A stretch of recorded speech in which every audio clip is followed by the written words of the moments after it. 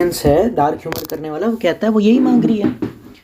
L कैपोने जो था वो ड्रग सप्लाई करता था, तो उससे ड्रग डीलर था या इलीगल काम करता था, वर्ल्ड का सबसे बड़ा गैंगस्टर था। तो उसका कोट था कि मैंने तो खाली वही करा है जो मेरी जनता मुझसे मांग रही है। वो मुझसे ड्रग्स वगैरह मांग रहे थे, वो इलीगल काम मांग रहे थे, तो मैंने तो वही करा है, तो मुझे सज़ा किस बात की मिल रही है?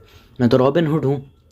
तो डार्क ह्यूमर वाला भी यही कहता है, उनको यही चाहिए, माँ की मौत पे जोक करो, मतलब माँ की मौत पे जोक करो, कुछ ऐसा गंदा बोलो। और हमारी आदत भी है, जहाँ कुछ समझ ना आए क्या करना है तो हंस दो, ही बस।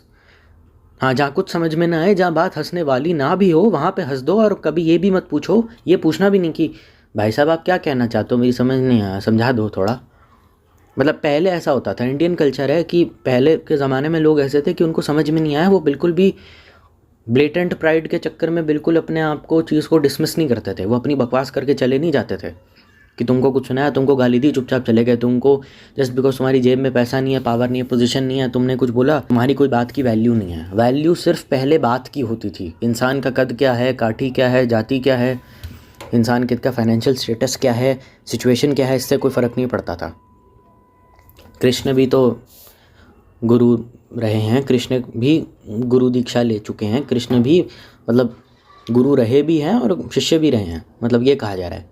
तो वो थोड़ी देखते, वो उन्होंने थोड़ी देखा था कि यार ये मैं तो भगवान हूँ, ये इंसान है, क्या सिखा देगा मेरे को, इसकी तो जात, मेरी तो जाति ऊंची है, इसकी नीचे है, ऐसा नहीं होता ना। तो ये इंडियन कल्चर है। लेकिन अब क्या हो गया इंडियन कल्चर, क्योंकि धर्म का ध नहीं पता, बचा कुचा धर्म चला गया कूड़े में, अनपढ़ बाबा आ गए हैं देश में, जो लोग धर्म की बात करते रहते हैं और जो ज़्यादातर इन्फ्लुएंसर रिलेटेंट वाली कंट्रोवर्सी को एड्रेस करते रहते हैं, वो बेसिकली अपने आप को डिफेंड कर रहे हैं। क्योंकि अगर वो ये बोल देंगे कि शो अश्लील है, शो फूहड़ है, तो ऑडियंस नीचे कमेंट सेक्शन में आके कह देगी कि वो सब तो ठीक है, खुद तो सबसे ज़्यादा माँ बहन की गाली देता रहता है, तेनू शर्म नहीं आती है? सबसे ज़्यादा माँ बहन की गाली तो तू देता है, सबसे ज़्यादा अडल्ट बातें तू करता है। तेरा ही जोक था ना भाई, आप भी मेरे लिए एक ब्रांड की तरह, बस ब्रांड में से बी हटा दे, तो तेरा ही जोक था ना, तो तू क्या ज्ञान दे रहा है हमको आकर के? चुपचाप चल, एक और माँ बहन की गाली वाला वीडियो बना। और ऑडियंस इतनी बेहोश है कि उसको कहने लग जाए कि नहीं नहीं, आपका मैच्योरिटी लेवल इनफाइनाइट है sir, we really love you sir, चुम्मा सर, मेरी बहन से शादी कर लो सर, मैं करता हूँ सर, घोड़ी लेके आता हूँ सर। तो बेसिकली उनकी ऑडियंस में कुछ प्रॉब्लम है। देखो, ऑडियंस की हम डिसरिस्पेक्ट नहीं करेंगे, पर ऑडियंस के साथ प्रॉब्लम क्या है हम डिस्कस कर सकते हैं। वो यही मांग रहे हैं, और जो कर रहा है उस पर भी जिम्मेदारी आ जाएगी ना खुद को बदलने की। क्योंकि जब आप किसी चीज़ के लिए सामने वाले को एजुकेट करते हो, आपके अंदर खुद भी जिम्मेदारी आ जाती है खुद को बदलने की। यही वजह है कि आप देखोगे प्रेमानंद जी महाराज हैं या कोई भी ऐसा स्पिरिचुअल फिगर है, उसकी लाइफ में आप कितनी लग्जरीज देखते हो? कुछ भी नहीं। पैदल लंबी लंबी पद यात्रा, पहनने के लिए कपड़ा नहीं, लंबे बाल, लंबी मूछ, लंबी दाढ़ी। वो ये सब इसलिए थोड़ी कर रहा है क्योंकि उसको फैशन है या उसका यूनिफॉर्म है या उसको मज़ा आता है। वो इसलिए कर रहा है क्योंकि उसको भी कहीं ना कहीं, मतलब मैं प्रेमानंद जी महाराज की बात नहीं कर रहा हूँ, वैसे ही कह रहा हूँ मैं, कि जो ज्ञान देता है ना, वो धीरे धीरे चीज़ें छोड़ता चला जाता है, उसके अंदर से ही आ जाता है, उससे हो ही नहीं पाएगा। उसको भी महल भी केज जैसा लगता है, उसको लग्जरीज फैशन, उसका नेचुरली बिहेवियर ऐसा हो जाता है कि छोड़ता जा रहा है। भगवान राम थे, नेचुरली छोड़ते चले गए सब कुछ, राजपाट त्याग दिया, ये त्याग दिया, ज़रूरत थी नहीं। दशरथ बिल्कुल खुश थे कि संभाल लो, क्या दिक्कत है, उन्होंने छोड़ते चले गए। तो छोड़ने का आर्ट क्या था, ये हमने रामायण से सीखा ना। ज़रूरत थी नहीं, विष्णु के अवतार थे, एक चुटकी बजाते दुनिया ख़त्म कर देते, दुनिया के सर्जन कर देते, उनको कौन रोक सकता था? विष्णु की भगवान तो स्वयं भगवान शिव करते हैं। सीता आ गई परीक्षा लेने पार्वती के रूप में, पार्वती आ गई परीक्षा लेने सीता के रूप में, तो उनको भी बता दिया कि तुम तो पार्वती हो, मेरा प्रणाम कहना। तो थे ऐसे लोग, और ऐसा आदमी त्यागने से ना डरता है ना पाने से डरता है, और जब कुछ मिल जाता है तो भी धर्म से पालन करते, जब कुछ नहीं होता तो भी धर्म का साथ नहीं छोड़ता। रावण से कोई पर्सनल दुश्मनी होने के बाद भी मृत्यु के आखिरी क्षण में भगवान ने उनसे ज्ञान लिया था। रावण जब डेथ बेड पे था, जब मरने वाला था, थोड़े जिंदा रहते ना मरने से पहले, तो ये थे। ये है इंडियन कल्चर कि इतना भी पर्सनल खुन्नस मत रखो कि बिल्कुल ही सठिया जाओ। सब कुछ खोने के बाद भी उन्होंने धर्म नहीं रखा। यहाँ तो बिजनेस में 2 लाख का नुकसान हो जाए, भगवान को गालियाँ बकने लग जाते हैं, भगवान है नहीं। पर चलो, उस बारे में हमको बात नहीं करना है। समझ में आया मैं क्या कह रहा हूँ? वो माँ की मौत वाला जब मैंने बात बोली थी, मैंने ये नहीं कहा था कि माँ की मौत पे जोक करना ओके है। वो कह रहे ऑडियंस एक चाहते हैं कि ठीक है तुम माँ की मौत पे जोक वोक कर लो, हाँ हम तो दूसरी लेंगे, स्टेप डैडी वाला पॉन देखते हैं हम लोग, लेकिन हाँ थोड़ा और लीचड़ हो जाओ और मज़ा आ रहा है, अच्छा और करो और करो और। तो वो ऐसा आदमी हो जाता है धीरे धीरे। हमारे यहाँ यही है, कॉमेडियन कई बार ऐसा होता है कि बात हंसने वाली थी नहीं, सिचुएशंस ऐसी ऑकवर्ड हो गई थी, उसमें ही करके हंसना शुरू कर दो। आप बैठे हो शांति से, कोई अचानक से आदमी आपको घूरे जा रहा है और उसकी आंखें एकदम ऐसी हैं, ही। आप कह रहे हो क्या हो गया भाई साहब, कहते नहीं तुम हंस नहीं रहे ना, मतलब है भी क्यों ही करके हंस रहे हो, दिमाग खराब है, स्क्रू ढीला है, सर में दर्द हो रहा है क्या, ज़बरदस्ती ताड़ा जा रहे हो किसी को, रिश्तेदारों के बीच में बैठा हूँ मैं, ऐसी ज़बरदस्ती कोई आंखें फाड़ फाड़ के मुझे घूर घूर के हंस रहा है। मैंने कहा क्या चाहिए भाई साहब आपको, कुछ नहीं, आप कुछ बात नहीं करोगे। मैंने कहा हम कर लेंगे, पर तुम मुँह ऐसे क्यों हंस रहे हो, हंसने वाली बात थी तो नहीं, हो तो अपने बिजनेस का लॉस का बता रहा है, और मेरे से कोई बात कर नहीं रहा तो मैं हंसूँ क्यों। लेकिन परिस्थितियाँ ऐसी हो गई कि जहाँ कुछ समझ में ना आए ना, लीचड़ों की तरह हंसना शुरू कर दो, है ऐसा थोड़ी होता है। एक कॉमेडियन था, वो ब्लैकबेरी के शोरूम में अपने बाप के साथ गया था, तो सेल्समैन ने पूछ लिया आप किस पर्पज़ के लिए कपड़े खरीद रहे हैं, तो लोग हंसने लगे, क्या बात होती है। तो instead of asking his father says कि बेटा शर्ट लेनी है, टेंशन नहीं लेनी, इतना तो मैंने इसको पैदा करने के टाइम नहीं सोचा। तो अब थोड़ा सोच के देखिए इसको, कि उसके बाप से ये नहीं कहा गया कि भाई साहब मुझे समझ नहीं आ रहा है कि आप क्या कहना चाहते हो, पर किस पर्पज़ के लिए शर्ट लेनी है का मतलब है आप किस त्यौहार के लिए, किस उत्सव के लिए, किस घटना के लिए कपड़े लेना चाहते हैं। तो उसने ये नहीं बोला कि मैं अपने बेटे की लड़की देखने जा रहे हैं हम लोग अरेंज मैरिज के लिए, पोटेंशियल ब्राइड देखने जा रहे हैं, तो उसके लिए कपड़े दिखा दो। उसके बाप से ये नहीं बोला गया, उसके बाप ने कह दिया बेटा शर्ट लेनी है, टेंशन नहीं लेनी है। और टेंशन की बात, भाई टेंशन तो हर एक को है ना, वो सेल्समैन है, वो तो दिन भर वहाँ खड़ा रहता है, ये सामान बेच रहा है, वो सामान बेच रहा है। टेंशन की बात आप कर रहे हो बीइंग अ बिजनेसमैन। उसका बाप बिजनेसमैन था कॉमेडियन का, ये जोक है जो स्टैंड अप से मैंने लिया है। तो उसका बाप तो स्टैंड अप कॉमेडियन था, बेटा स्टैंड अप कॉमेडियन था, बाप का बिजनेस था। तो उसको वो टेंशन की बात कर रहा है उस सेल्समैन को जो कुछ नहीं कमाता। सेल्समैन क्या कमाते हैं, सारा दिन खड़े रहो, क्या क्या सैलरी होती है उनकी। आपको क्या लगता है कोई बाप, कोई लड़की, इस बात को हम पूरी तरीके से इग्नोर कर रहे हैं कि एटलीस्ट स्टैंड अप कॉमेडियन होने के बाद भी लड़कियां इंटरेस्टेड हैं उस बंदे को देखने में, मतलब लड़कियां खुद मिलना चाहती हैं उससे। मतलब जाहिर सी बात है ना, पोटेंशियल ब्राइड अरेंज मैरिज के जरिए, ऑफ कोर्स अरेंज मैरिज ठीक है, अरेंज में कुछ गलत नहीं है, पर उस सेल्समैन को अपनी बेटी कौन देगा? सेल्समैन से कौन बाप उससे ब्याहेगा, कौन शादी करेगा उससे? मिल जाएगी उसको कोई ऐसी उल्टी सीधी सी, मतलब देखो यार, पढ़ा लिखा पार्टनर, एजुकेटेड पार्टनर ना भी हो, अगर थोड़ा बहुत फाइनेंशियली स्टेबल पार्टनर, आपको सच में लगता है कि कोई बाप अपनी सेल्समैन या सेल्स वुमेन से कोई शादी करेगा? सीरियसली, काम वाली बाई से कोई शादी करेगा? कोई सभ्य जगह में रहने वाले लोग करेंगे? कितना जलील करेंगे उसे उसके घर में आकर कि तू छोटी जाति का है, तेरे तो कमाता नहीं है तू, you know what I mean right. मतलब ढंग की लड़की तो नहीं मिलेगी ना। और जाहिर सी बात है, कोई भी बच्चा जब बड़ा होता है तो सेल्समैन वो किन मजबूरी में बना है, किन हालातों में बना है, हमें नहीं पता। हो सकता है कोई फाइनेंशियल प्रॉब्लम हो, पापा की मौत हो गई हो, पढ़ाई उसको छोड़नी पड़ी हो, एजुकेशन वो ना कंप्लीट कर पाया हो, इग्नू में मतलब 12-12 घंटे की शिफ्ट करने के बाद इग्नू में पता नहीं, अब इग्नू में एडमिशन उसने ले भी लिया है ना, यूएस में ले भी लिया, तो बहुत बड़ा मतलब यू नो ना यार कि 12 घंटे की शिफ्ट करने के बाद अगर आप घर आ रहे हो तो आप में इतनी ताकत नहीं है कि आप इग्नू के लिए एग्ज़ाम वगैरह दे सको, है ना, यूएस में पेपर भर सको। तो हम कुछ समझना नहीं चाहते, समझ में हमें आ नहीं रहा हो कह रहे हैं ना अंदर का या बाहर का, तो जहाँ कुछ ना लीचड़ों की तरह हंसना शुरू कर दो। बाबा लोग भी यही करते हैं। सवाल पूछ लिया किसने, आप 360 डिग्री देख सकते हैं, उन्हें पिछला जन्म देख सकते हो, रोज ज़ोर ज़ोर से माइक के आगे हंसना शुरू कर दिया, हाँ। कह लगे ये क्या बात है, तो मेरे सवाल का जवाब नहीं हुआ। तो वही तो है, तुम क्वेश्चन कर पा रहे हो कि सवाल का जवाब नहीं हुआ। पुरानी पीढ़ी तो ऐसी थी, उल्टा जवाब पूछ दो सीधा थप्पड़, कुछ उल्टा सीधा पूछ दो चांटा थप्पड़, हंसने लग जाते थे। जवाब किसी को नहीं मिलता था, क्योंकि धर्म चला गया कूड़े के डब्बे में। ऑडियंस ही कह रही है जब माँ की मौत पे जोक करो, हमको मज़ा आ रहा है, अच्छा चल इंसेस्ट पे जोक मारा, अच्छा ए। तो फिर ऐसी हालत में हम कुछ नहीं कर सकते। ये स्टैंड अप कॉमेडियन का तर्क है, मेरा नहीं है, ठीक है। और जब आपको अच्छे से पता है कि मंच मेरे हाथ में है, माइक मेरे हाथ में है, ऑडियंस पैसा खर्च के आई हुई है, गाली भी देंगे तो क्या हो गया, पैसा तो आ गया ना। अब वो गाली दें, जूता मारे, क्या फ़र्क पड़ता है। I am not saying to take the audience for granted who has come to see you as a viewer, पर आप कुछ भी बोलेंगे क्योंकि आपको अच्छे से पता है ना, क्योंकि आपको कोई रोकने वाला तो है नहीं, कुछ भी बोलोगे। और जब आपको पता है ना कि स्टेज आपका है, मंच आपका है, आपको माइक दे दिया गया है, तो फिर अटेंशन सारी की सारी ऑटोमेटिकली आपके ऊपर डाइवर्ट हो जाती है। क्योंकि स्टैंड अप कॉमेडी शोज़ में जब आप जाते हैं तो फ़ोन आपको कहा जाता है स्विच ऑफ कर दीजिए। अब आपके पास करने के लिए कुछ है नहीं, काम आप कर नहीं सकते, तो आप ताड़े जा रहे हो उसका मुंह, आप उसका मुंह ताड़े जा रहे हो। अब वो जोक अच्छा लगे ना लगे, वो परफॉर्म कैसे करेगा आपको कुछ पता नहीं। उसके बाद सबसे बड़ी दिक्कत क्या हो जाती है कि करने के लिए कुछ है नहीं तो उसका ही मुंह ताड़ना पड़ेगा। अब वो जो गंदे सुनाए अच्छे सुनाए, ठीक है। और फिर और भी बहुत सारी बकवासें होना शुरू हो जाती हैं। फिर वो बातें गिनाने शुरू कर देते हैं कि 50,000 रुपये तो रिकॉर्डिंग का लगता है, एक स्टैंड अप लिखने में 6 महीने लगता है, तुमको क्या पता। भाई 1 महीना लगे, 2 महीने लगे, 10 महीने लगे, मुझे कोई फ़र्क नहीं पड़ता। लेकिन कोई क्राउड वर्क के नाम पे मेरे कपड़ों को जज कर रहा है, कोई कह रहा है अबे वो आंखें इधर हरामी, मतलब वो स्टेज पे खड़ा होकर ऑडियंस को कह रहा है आंखें इधर हरामी। It's very disrespectful and you can not disrespect the audience like that. वही पैसे दे के तेरा शो खरीदा, उन्हीं को कह रहा है आंखें यहाँ पे लगा ले हरामी, और उसके दोस्तों का मजा आ रहा है, आ क्या बात है। पर इवेंचुअली आपको मिला क्या? आपने 500 रुपये की टिकट खर्च करी, अब 500 तो कम है, ज़्यादा भी होने लग जाती है। And somebody is yelling my friend हरामी, यहाँ देख लो, फन में मैं कह रहा है। लेकिन मुझे अजीब लगा बहुत ज़्यादा कि आप ऐसे कैसे कह सकते हो। तो वो शॉर्ट्स पहन के आओ तुम मेरे शो में, रियली वाह, छपरियों जैसे बाल है, एक्सट्रीम जनकपुरी निकल निकल के बाहर आ रहा है। एंड आई एम लाइक, उसके बाल हैं, जैसा मर्जी रंग कराए, बालों के रंग से कोई छपरी कैसे हो जाता है यार। Hair colour is a personal choice.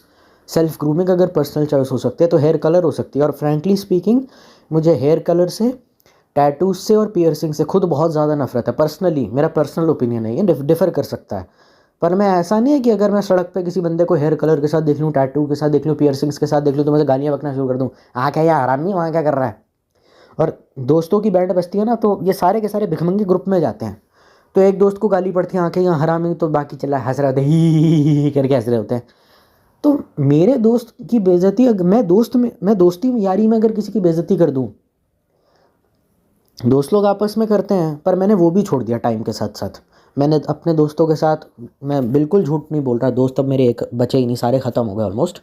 पर ना मैं उनसे ये पूछता तेरा करियर क्या है, तेरी पढ़ाई क्या है, तेरी बंदी पटी या नहीं बंदी, के बारे में एक सवाल नहीं करता। मैंने दोस्ती भी उनसे सिर्फ करी जो मैं सिंगल हूँ। और मैं बहुत खुश हूँ कि मैं इंट्रोवर्ट था, क्योंकि मैं ये सब गंद में नहीं पढ़ना चाहता कि शीला के रोहन के साथ चक्कर चल रहा है और ये बात साहिल को पता चल गई तो उसको बुरा लग रहा है। मतलब लॉन्डो के ग्रुप में अजीब सी, मुझे वो गंद में पढ़ना ही नहीं था। और बहुत शुक्रगुजार हूँ कि मैं इंट्रोवर्ट रहा और मैंने स्कूल में एक भी मेमोरी नहीं बनाई। तो मुझे, और स्टैंड अप कॉमेडियन भी ना फिर ऐसे एटीट्यूड में आ जाता है फेमस होने के बाद। एक तो वैसे ही वो फेमस हो जाता है, फॉलोवर आ रहे हैं, फेम पावर पोजीशन सब कुछ आ रहा है उसके पास, तो वैसे ही आदमी घमंडी हो जाता है। उसको ऊपर से तुमने बताया नहीं कि जो तुम कर रहे हो ये गलत है, ऐसे नहीं बोलते, गलत बात है, उसको समझाने वाला कोई नहीं। उसके जो अंडर स्टाफ काम करता है कॉमेडियन के अंदर, उसको कमीशन चाहिए, उसके मैनेजर का कमीशन सेट है तो जाएगा, वो चाहेगा ही ज़्यादा से ज़्यादा शो परफॉर्म करे। तो एक तो गलती, ऑडियंस की डिसरिस्पेक्ट, ऑडियंस के कपड़ों से लेकर के उनकी भाषा, उनके बात करने के तरीके से, मतलब हाँ, मतलब किसी ने बोल दिया हमारा नाम बा, भोजपुरी में बा बोलते हैं, जैसे कि होता है बी ए बा, मतलब वो रिश्तेदार वाली नहीं, उसने बोल दिया वो, तो उसकी भाषा पे भी आ गए कि तुम ऐसे से हो, एक क्या बात है, बॉम्बे कौन ऐसे कौन बोलता है। तो मतलब इतना गलत चले गए, क्योंकि गलत बोलने की आदत है, वो पाली हुई है, वो बढ़ती जा रही है। अब उसे कोई बताने वाला नहीं कि गलत है। तो फिर आदमी, और ऊपर से फेम पावर पोजीशन, तो आदमी वैसे ही दिमाग ख़राब हो जाता है आदमी का। कौन है ये लोग, क्या ही कर लेंगे मेरे आगे, देखता हूँ साले क्या करते हैं, क्या करेंगे, ज़्यादा से ज़्यादा शो छोड़ के चले जाएंगे, बेकार रिव्यू देंगे, पैसे तो कट गए, पैसे तो वैसे भी सालों के अकाउंट से चले गए, क्या ही कर लेंगे ये लोग मेरा। क्योंकि आपको पता है ना कि आप जब स्टेज पर हो और आप मंच में हो और आप कुछ भी बोलो, कोई लोग कुछ भी बोलो, तो फिर एक टाइम आ जाता है जब आप कुछ भी बोलेंगे, क्योंकि आपको अच्छे से पता है मैं जो बोलूँगा मेरे सब्सक्राइबर या मेरे फैंस तो ताली बजाएंगे। तो एक टाइम के बाद आप कुछ भी बोलते हैं, कुछ भी करते हैं, कुछ भी आप करते हैं, और ऑडियंस भी ऐसी हो जाती है कुछ, जो बार बार आपकी किसी भी फालतू से फालतू हरकत को भी है वाह मज़ा आ गया भाई मज़ा आ गया, ऑडियंस भी आपने डंप कर दी और खुद तो आप डम थे ही। और ये बात बिल्कुल अच्छी नहीं है। मुझे कोई दिक्कत नहीं है कि ऑडियंस डम है, क्योंकि जो लोग कहते हैं ऑडियंस समझदार होनी चाहिए, वो पता है क्या कहते हैं, प्रीमियम क्वालिटी के कॉर्पोरेट मजदूर पैदा करो जो 12 लाख पर एनम का पैकेज रखे। मुझे उससे कोई मतलब नहीं, तुम्हारी एजुकेशन क्या है, तुम्हारा जेंडर क्या है, मुझे उससे कोई मतलब नहीं। गवारों क्या हो गया यार, तू फेल हो गया, मतलब ठीक है यार कोई बात नहीं, मतलब ठीक है तू फेल हो गया, तेरे को नहीं था, ठीक है कोई बात नहीं, but I am not here to जज। ये चीज़ें बहुत घटिया हैं और बहुत बेकार है और समाज को बांटती हैं। ये इतनी ज़्यादा खाली है या इतनी ज़्यादा बेरंग है कि कुछ भी ना हो तो उसमें मनोरंजन ठूस दो। लोग मनोरंजन में, आप सोचिए ना कि इतने करोड़ों रुपए क्यों वेस्ट कर देते हैं। सिंगर का कॉन्सर्ट है तो 20,000 रुपये की टिकट है कि आप 25,000 की है तो वो खर्च कर देते हैं। फिर ये लोग होते हैं जो कहते हैं कि यार देश में बेरोज़गारी बहुत है, पैसा नहीं है, तो फिर ये ऐसा कैसे कर देते? क्योंकि मतलब जो आदमी बिल्कुल नहीं खर्च करता, मनोरंजन पे एकदम खर्च करने को तैयार हो जाता है, गौर करके देखिएगा। बहुत सारे लोग बोलेंगे इसका क्या सबूत है? शादी ब्याहों में पीने पाने का जो ड्रिंकिंग का प्रोग्राम होता है उसमें कितना खर्चा किया जाता है। बारात भले ही 2 घंटा लेट हो जाए, भाई दारू में कोई कमी नहीं होनी चाहिए। बारात लेट हो जाएगी लेकिन दारू एकदम प्रॉपर, समझ रहे हो ना आप, वैसी वाली होगी। तो ऐसा क्यों होता है? तो इन चीज़ों का रीज़न है कि जहाँ भी ज़िंदगी इतनी खाली है तो उसमें कुछ ना कुछ भर दो, मनोरंजन भर दो, कुछ भी भर दो। और बस यही दिक्कत है। इसीलिए तो वो जो रिश्तेदार वाली बात थी वो मैं आपको समझा रहा था, वो मेरी आंखों में वो देखे जा रहे थे कि कुछ कर, कुछ उम्मीद से देख, कुछ नाटक कर। जब उन्हें दिख गया तेरी ये चाल चल लेने वाली तो बेमतलब का हंसने लग गए। और आपको पता है लाफ्टर जो है वो काफ़ी कंटेजियस होता है, तो आप भी हंसने लगे, बगल वाला भी हंसने लग गया। बात क्या थी पता नहीं, और बात ही करना शुरू कर दिया। और क्योंकि उनको दिख गया कि मैं इन चीज़ों में इंटरेस्टेड नहीं हूँ, किसका रिश्ता किसके साथ चल रहा है। अरे वो आयरलैंड से आया था, वो कनाडा से आया था, उस रिश्तेदार की जॉब नहीं लग रही, बड़ा परेशान है। अरे उसने पीजी कर ली, आयरलैंड से पढ़ाई कर ली, इस कुत्ते को देखो हरामजादा कॉलेज नहीं पास कर पाया। मैं इन सब चीज़ों में इंटरेस्टेड नहीं था। मेरी शक्ल से लग गया था मैं काफ़ी डिटैच्ड हूँ। तो मैं अपनी बढ़ाई नहीं कर रहा, अपने आप को महान नहीं बता रहा, मैं गौतम बुद्ध टाइप नहीं बता रहा कि मैं गौतम बुद्ध हूँ जिसको संसार की किसी मोह माया से कोई मतलब नहीं। पर मेरा बिहेवियर ऐसा था कि मतलब मुझे यही फीडबैक मिला रिश्तेदारों से, तू बहुत डिटैच था, तुझे किस बात की परेशानी है। तो मुझे ज़बरदस्ती इन्वॉल्व करने के लिए उस सिचुएशन में, and in order to get a reaction out of me, हंसी मजाक और मनोरंजन और ये आंखें फाड़ फाड़ के ही करने वाला कार्यक्रम को डाला गया। दिक्कत पता है क्या है कि ये जो चीज़ें होती है ना मनोरंजन की, कि शादी ब्याहों में, कॉरपोरेट इवेंट्स में बुलवाना किसी को, महंगा बहुत होता है। और महंगा आई मीन लाइक, मैं यहाँ पे लाइव शोज़ की टिकट की बात नहीं कर रहा हूँ। कॉरपोरेट इवेंट्स हो, शादी पार्टी एक्सेट्रा, मतलब, और कारण सही भी है इनके महंगे होने का। मैनेजर की सैलरी 2 लाख है, स्टाफ भी कुछ चार्ज करेगा, पोस्ट प्रोडक्शन, प्री प्रोडक्शन 6-6 महीने पहले इन लोगों को बुक कर लिया जाता है। बट प्रॉब्लम इज़ दैट कि ये सब चीज़ें ज़बरदस्ती का महंगा है और इसमें कुछ खास नहीं है। So why should I waste on 30-40 lakhs on him? I mean honestly return on investment तो कुछ भी नहीं है ना। इवन इफ़ कोई बॉलीवुड एक्टर या सिंगर होता तो भी नहीं। आई am not a stage manager और ऑर्गेनाइज़र जो इतने करोड़ों रुपए खर्च करके किसी भी फेमस बंदे को बुलाऊँ ऐसी जगह पे। मैं ये नहीं कहता कि बॉलीवुड में काम करने वाले लोग, I don't mean to say that comedians are less talented as compare to Bollywood actors और सिंगर्स, बट स्टिल एक चीज़ होती है नेसेसरी बट नॉट सफिशेंट। ये जो इतने बड़े बड़े सेलिब्रिटी सरकारी स्कूलों में, कॉलेजों में आके परफॉर्म करते हैं, महंगे हैं। और जाहिर सी बात है he is working for someone, लेकिन ज़बरदस्ती का महंगा है, इतना भी कुछ खास नहीं है। मतलब मज़ा ही आ गया, और मज़ा अकेले में दोस्तों के साथ जो बैठ के आईपीएल या मूवी या कॉमेडी देखने में है ओटीटी पे, वो कहीं और नहीं है। मतलब फालतू में फेस्ट के नाम पर, अगर आप, ये सब चीज़ें ना बहुत महंगी होती हैं। किसी भी अच्छे खासे परफॉर्मर को स्टेज पे बुलाना जो ऑडियंस को एंटरटेनमेंट के ज़रिए एलिवेट कर सके, सिंगर हो, एक्टर हो, मतलब कॉमेडियन हो, ये सब चीज़ें बहुत महंगी होती हैं। मतलब ticket for the live show as well काफ़ी महंगी होती है। लेकिन अगर मैं यहाँ बुकिंग की बात कर रहा हूँ, कॉर्पोरेट इवेंट्स में, शादी में, पार्टी में एक्सेट्रा, और कारण सही भी है कि महंगे हैं। मैनेजर की सैलरी जब आपकी 2 लाख है, स्टाफ भी कुछ चार्ज करेगा, पोस्ट प्रोडक्शन, प्री प्रोडक्शन, उनको 6 महीने पहले ही बुक कर लिया जाता है स्टेज मैनेजर या event organiser. But problem is that कि ये सब चीज़ें ज़बरदस्ती का महंगा है, इतना भी कुछ खास नहीं है कि हम 30 से 40 लाख रुपए ऐसे लोगों पे वेस्ट करें। अपन ने कारण गिना सकते हैं कि शादी लाइफ में एक बार होती है, हाँ, लेकिन एक बात याद रखो, पैसा भी इंसान एक लिमिटेड टाइम तक ही कमाता है। आप ये नहीं कह सकते कि हाँ तो क्या हो गया, शादी एक बार होती है। हाँ, शादी एक बार होती है, मानता हूँ उसको, और शादी को स्पेशल बनाना चाहिए।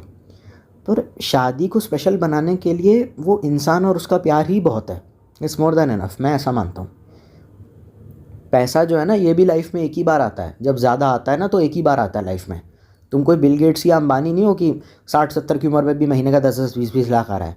जो तुम अभी कमा रहे हो, जो तुम्हारी हेल्थ है, जो तुम्हारी एनर्जी है, जो तुम्हारे अंदर पैशन है, पैसा कमाने का, लाइफ में आगे बढ़ने का, ये भी लाइफ में एक ही बार आता है। और इसी वजह से कहा जाता है इंडिया में मिनिमलिस्टिक लाइफस्टाइल को रखा गया। नहीं, बहुत सारे लोग कहेंगे कि राजा महाराजा भी हुआ करते थे इंडिया में, मुग़ल थे। पहली बात, मुग़ल इंडियन नहीं थे, वो तो उज़्बेकिस्तान वगैरह पता नहीं कहाँ से आए थे। और राजा हुए भी हैं तो शिवाजी महाराज जैसे हुए हैं, और उन्होंने कभी पैसे का दुरुपयोग नहीं किया। कोई राजा, इंडियन राजा जिनके बारे में हम पढ़ते हैं, मज़े मारते अय्याशी करते हुए हमको नहीं दिखाए जाते। मुग़लों के बारे में मैंने पढ़ा नहीं है, मुझे लगता नहीं कि गुरु गोविंद सिंह जी जैसा कोई अगर कोई होगा तो मज़े तो नहीं मारे होंगे उन्होंने।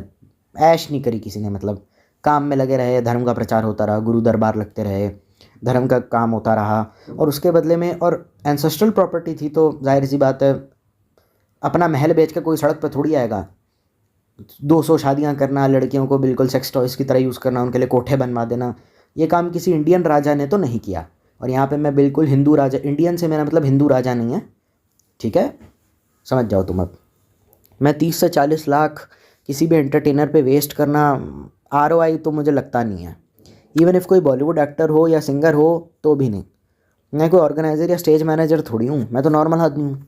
आई am not mean to say that the comedians are less talented as compare to Bollywood actors और सिंगर्स, बट एक चीज़ होती है ना, नेसेसरी बट नॉट सफिशेंट। ये जो इतने बड़े बड़े सेलिब्रिटी सरकारी स्कूल कॉलेज में आके परफॉर्म करते हैं, महंगे हैं, and he is working for someone, लेकिन ज़बरदस्ती का महंगा है, इतना भी कुछ खास नहीं है, मतलब मज़ा ही आ गया। और जो मज़ा अकेले दोस्तों के साथ बैठ के IPL में देखने में, या मूवी देखने में, या फिर OTT पे यूट्यूब वीडियोज़ देखने में, स्टैंड अप देखने में, वो कहीं नहीं है, ठीक है। मुफ्त का पैसा अगर तुम फालतू चीज़ों में फेस्ट के नाम पर बांट दोगे, स्कूल में, कॉलेज में, ऑफिस में, ऑन सेलिब्रिटीज़, तो सही जगह बचेगा नहीं। इंस्टेड अच्छी प्लेसमेंट्स, अच्छी लाइब्रेरीज़ एंड गुड सैलरीज दो for the youth building the future. And this is also the reason कि फ़ीस इतनी ज़्यादा हाई होती है, क्योंकि फालतू का खर्चा बहुत करते हैं प्राइवेट स्कूल कॉलेज वाले। मैं तो चाहता हूँ कि सबकी 2-3 करोड़ की प्लेसमेंट लगे और पैकेज भी अच्छा लगे। जितने भी लोग देख रहे हैं, जितना भी जो भी लोग देख रहे हैं, God bless you from bottom of my heart. मेरी को एक पर्सनल लेवल पे घटना याद आ रही है। मेरी दोस्त है, रहती है, HR है टॉप MNC में, ओके, तो उसका नाम तनीषा है। हमारे दोस्त हैं टॉप MNC में, उनका नाम तनीषा है। उनको बुलाना था किसी सेलिब्रिटी को, तो परेशान हो गए। बात स्टार्ट हुई कॉमेडियन से, तो 8 से 25 लाख लेने लग गए, और एक्ट्रेस से भी, हुमा कुरैशी, मल्लिका शेरावत, अमित टंडन, हर्ष गुजराल, अनुभव सिंह बस्सी। तो उनको लगा कि ये सब फालतू है, उसको लगा ये सब फालतू लोग हैं, इतना ज़्यादा खर्च करने की इन पे ज़रूरत नहीं है। तो उसका बजट था, मतलब टॉप MNC में थे तो 10 लाख का बजट था, तो उसने 5 लाख में कवाली सिंगर को बुला लिया, गज़ल सिंगर विद बैंड। उसका रेट कुछ 2 लाख था, उसने 5 दिया, और 2 घंटे तक ऑफिस ने मज़ा करा, ऑफिस खुश, बॉस खुश, बहुत अच्छा लगा। क्योंकि वो काफ़ी स्ट्रेस में थी, क्योंकि देखो MNC टॉप की थी, लेकिन उसमें काफ़ी ज़्यादा मास, वो कहते हैं ना, निकाल देते, बल्क में लोगों को निकाल देते, क्या बोलते हैं उसको, ले ऑफ। उसमें काफ़ी ले ऑफ चल रहा था, कंपनी लॉस में थी, लेकिन वो अच्छी MNC में अच्छी पोस्ट पे थी। तो उसको लगा कि इतने महंगे लोगों को क्यों बुलाना, और वो ऐसे लोग थे जो मतलब उसने ना मूवी देखना, तनीषा ने ना बाहर जाना, ना कुछ करना, घर पे बस ऑफिस का काम, घर का काम, OTT पे भी कुछ नहीं देखती, मतलब entertainment zero, social life zero. तो उसको लगा कि एक तो वैसे ही ले ऑफ चल रहा है, तो जाहिर सी बात है कहीं उसको भी ना निकाल दें, तो उसने ऐसी किसी कवाली सिंगर को बुला लिया। और ये कोविड की टाइम की बात है तो उसका रेट 2 लाख था। तो उसका बजट था कि आप 10 लाख दे सकते हैं, आप कॉमेडियंस के पास बुकिंग के लिए चले जाइए। तो मुझे वहाँ से दिक्कत हुई, मैंने पता करा कि भाई क्या रेट है इन लोगों को, अगर आपको बुलवाना है तो कितना लेते हैं लोग। तो डिमांड्स हैं कि अगर आप किसी कॉमेडियन को बुला लेते हैं, 8 लाख से लेकर 25 lakh, location, duration, audience size, day choice जैसे फैक्टर्स पर डिपेंड करता है। परफॉर्मेंस ड्यूरेशन 45 to 60 मिनट्स, और Q&A इंटरेक्शन सेशन भी इंक्लूड हो सकता है। फ़्लाइट और प्रीमियम ट्रेन चाहिए टीम मेंबर्स के लिए, accommodation 4 to 5 star hotel, sound quality, microphone, lightning, comfortable seating on range, back stage, green room, artist friendly, food beverages, hospitality में contact and advance, partial advance booking for and formal agreement. तो मुझे थोड़ा मतलब अजीब लगा। उसको, इस तनीषा को समझ नहीं आया, और उसने कहा मुझे ये सब नहीं करना है। और सबसे बड़ी दिक्कत पता है क्या होती है आपको? शायद एक बात नहीं पता, अगर आपको किसी की बुकिंग करनी है, किसी भी एंटरटेनर की, एक्टर, सिंगर, कॉमेडियन स्टेज पे, तो जैसे जैसे लोग बढ़ते जाते हैं ना, तनीषा को ये बात अच्छे से पता थी कि जैसे जैसे लोग बढ़ते जाते हैं ना, उतना ही ज़्यादा वो रेट बढ़ा देता है। जैसे 8 से 12 लाख स्मॉल स्केल के लिए, 100-200 लोग एक ऑडिटोरियम में बैठे हैं, 30 से 45 मिनट के लिए परफॉर्म करेगा। Local travel 1-2 team members, hotel optional, और फिर बेसिक माइक और स्पीकर, सिंपल मील्स, खाना मिल जाए, shorter performance, minimal technical setup. जैसे ही 300 से 700 लोग आ जाएंगे तो 12 लाख से ये चार्ज है उसका, 12 लाख से 18 लाख ले लेगा 300 से 700 लोगों के बीच में, और परफॉर्मेंस 45 to 60 मिनट्स कर देगा। फ़्लाइट, ट्रेन, 2 टीम और 4 स्टार होटल, प्रोफेशनल माइक, वो तो ठीक है चलो, meals, drinks, back stage, green room, full set, moderate technical support. अब 18 से 25 लाख देना पड़ता है अगर 700 से लेके 2000 प्लस तक की ऑडियंस है। ये 60 मिनट का होता है। Optional Q&A, premium flight, train, 3-4 team members, 4-5 star hotel, premium sound, lightning, stage setup, seating, meals चाहिए, स्नैक्स चाहिए, ड्रिंक्स चाहिए, private dressing room, internet, exclusive performance, full technical hospitality support. 5 से 7 लाख फॉर 5 से 7, 7 से 9, 9 से 10 लाख, ये होता है। तो ऑडियंस के हिसाब से वो लोग बढ़ाते रहते हैं। और दिक्कत क्या है कि MNC पूरी कोशिश करते हैं कि ओवर हायरिंग कर लेती है। कई बार काम आ रहा है कुत्ते की तरह और कई बार आ नहीं रहा, और कई बार आ नहीं रहा तो कहेंगे ले ओवर के चक्कर में ज़्यादातर लोग निकाल देते हैं। तो फिर ऐसी हालत में तो वो प्रॉब्लम हो जाती है कि ये सब चीज़ें, भाई कोई गूगल में काम करता हो, कोई SHR में काम करता हो, कोई बैंक ऑफ अमेरिका में काम करता हो, ICICI बैंक हो, समझ में आता है आपके पास पैसा है। गूगल तो लॉस में जा सकता है वैसे, मतलब अगर अमेज़ॉन, गूगल, ये जो क्रीम कंपनीज होती है, ये लोग अगर बुलाएं तो चलो समझ में भी आता है, लेकिन वो इतनी भी अच्छी, मतलब वो इनसे नीचे कंपनीज में थी तनीषा HR, तो उसको समझ में आ गया कि इतना फालतू का खर्चा करने का ज़रूरत नहीं है। उसके पास बजट था एटलीस्ट कम से कम 40 लाख का, कि 40 लाख तो आपको दे सकते हैं, आप बुला सकते हो। पता नहीं, मुझे पूरा यकीन है एग्जैजरेट करके बता रही थी, क्योंकि 40 लाख किसी कॉमेडियन पे या फिर किसी सिंगर एक्टर पे तो वेस्ट नहीं किया जा सकता। मुझे लगता है बढ़ा चढ़ा के बोल रही होगी, पर मुझे लगता है 10 है, तो उसने 10 की जगह 5 कर दिया। तो because of her smartness she got a promotion, क्योंकि उसको समझ में आ गया, उसने एंटरटेनमेंट को उसकी औकात बताई, उसने उसको वहाँ रखा जा रखना चाहिए था, और वो कॉमेडियन का स्टाफ भी हिल गया, इसने कैंसिल हो गया, क्योंकि वो 6 महीने पहले से मतलब उस पर प्रेशर था, पर उसने एंड मोमेंट पे वो डिसीजन चेंज कर दिया। And boss said I am proud of you, उसका फिर खुद का पर्सनल कैबिन भी हुआ।